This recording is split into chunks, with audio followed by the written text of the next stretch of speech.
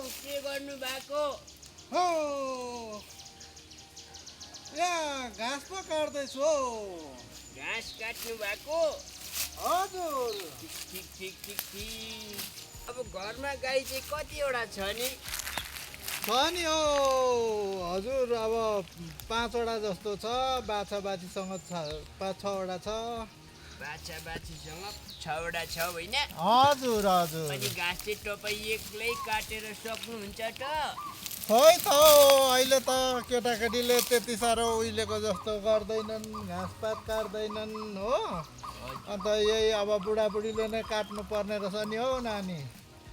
त्यही त नि, यही त पिरालो छ त। आजकलको नानीहरूले घाँस काट्नु मान्दैनन्। मान्दैनन् त। त्यसो भए यत्रो दिनमा भेट भयो, जाउँ न त तलै गएर बसेर गफ गरौँ न होइन? हुन्छ नि त। हजुर चाहिँ अब कहाँबाट आउनुभयो? ल जाउँ न त, जाउँ तलै गएर गफ गरौँ न होइन? यत्रो लौ दिनमा न त, भेट हुन्छ भएको। नि। अब हजुर चाहिँ कहाँबाट आउनु भएको हो? म चाहिँ तलतिरबाट आएको थिएँ नि त। अनि त्यसो भए म यो अलिकति घाँस छ त्यो पनि लिएरै आउँछु है। ए हुन्छ हुन्छ, त्यसो भए नि चाहिँ लु है, आउँ है त्यसो भए। धेरै भयो नि त गफ नगरेको हो होइन? हजुर अब परिचय पनि थिएन त्यति साह्रो। कहाँ बस्नु हुने हो तपाईँ? मेरो घर चाहिँ नि बाबु हजुर ऊ तल ट्याङ्की, ठुलो ट्याङ्कीदेखि तल्लोपट्टि छ नि त। ए, लु बसौँ है त दुईजनै। ल हुन्छ नि त। अब बसौँ, यसो दुःख सुख गफसफ गरौँ, अब परिचय पनि गरौँ कहाँबाट हो। अनि नि नानी, हजुर यो गाई पाल्दाखेरि चाहिँ के चाहिँ फाइदा छ त? अनि भन्नु पर्दामा त अब गाई बस्तु पालेर त थुप्रै फाइदा छ नि हजुर। अब सागसब्जीमा मोलझोल पनि हुन्छ। अन्त यसो अब दुध दही हुन्छ, बिहान बेलुका यसो नानीहरूलाई दिनुहुन्छ, यसो 1-2 पैसाको आम्दानी पनि हुन्छ। थुप्रै छ नि फाइदा त हजुर, सकेर गर्नु सक्यो भने त गाई बस्तुबाट। फाइदै फाइदा छ होइन? हजुर फाइदै छ, खट्नु चाहिँ पर्छ। तपाईँको नानीहरू चाहिँ छैनन् त? छन् नि हजुर, छनु त अब केटाकेटी छन्, अलिअलि पढेको छन् 1-2 क्लास हो।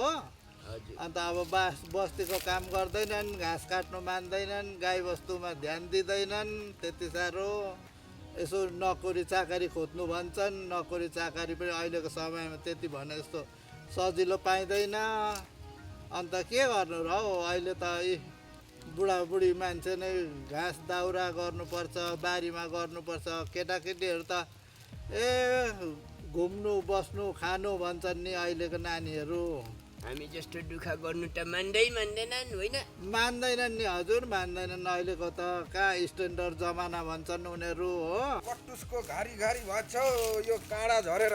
अरे यो बुढाहरू के गर्दैछ दुईजना बसेर? अब दुःख सुखको गफ गर्दै बसेको नि त बाबु, के बस्यौँ। के दुःख भयो बुढालाई त?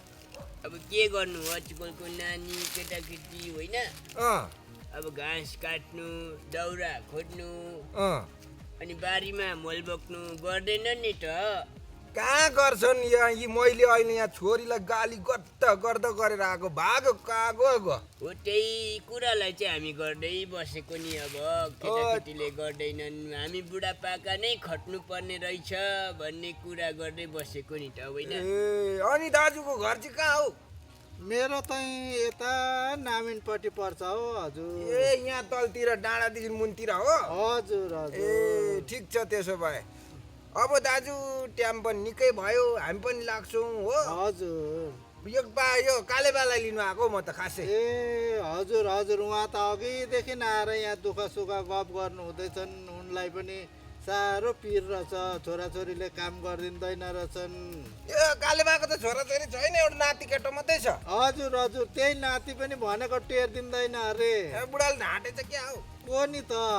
त्यहाँबाट नाच्नु नि नानी, दुरुक्कै रोउँछ नि त मलाई। त्यो डाम्नोलाई लातल दिएर पल्टाइदिनु हो र। लाटोल दिनु त भेट्नु पर्यो नि त होइन? अँ अब भेट्दैन, घरमै हुँदैन त कहाँबाट दिनु लाटोले? अहिले कहाँबाट आयो?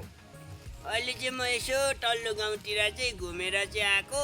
अँ अनि उहाँलाई भेटेर चाहिँ अनि यसो दुःख सुखको गफ गर्नु मन परेर चाहिँ गरेको नि बाबु।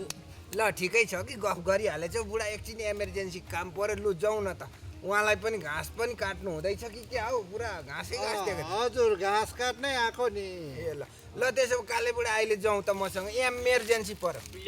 ल त ल भेट्दै गरौँ यसरी नै समय भेट्दै गरौँ है त त्यसो भनेदेखि। हुन्छ हुन्छ यसो मेरो घर पनि किपरतिर हो, यसो आउनुहोस्। हुन्छ हुन्छ ल ल नमस्कार, भिडियो हेरेर बस्नुहुने सम्पूर्ण दर्शक महानुभावहरूलाई होइन, अब आजको हाम्रो एपिसोड चाहिँ यतिमै टुङ्गियो। अब अर्को आउने भोलिको लागि पनि हजुरहरूले हेरिदिनुहोस् भन्दै विनम्र अनुरोध गर्दछौँ नि होइन। लु श्रोताहरूले राम्ररी हेरेर लाइक कमेन्ट गरिदिनुहुन्छ भने ठुलो आश गर्दछौँ। धन्यवाद धन्यवाद होइन, बाई बाई।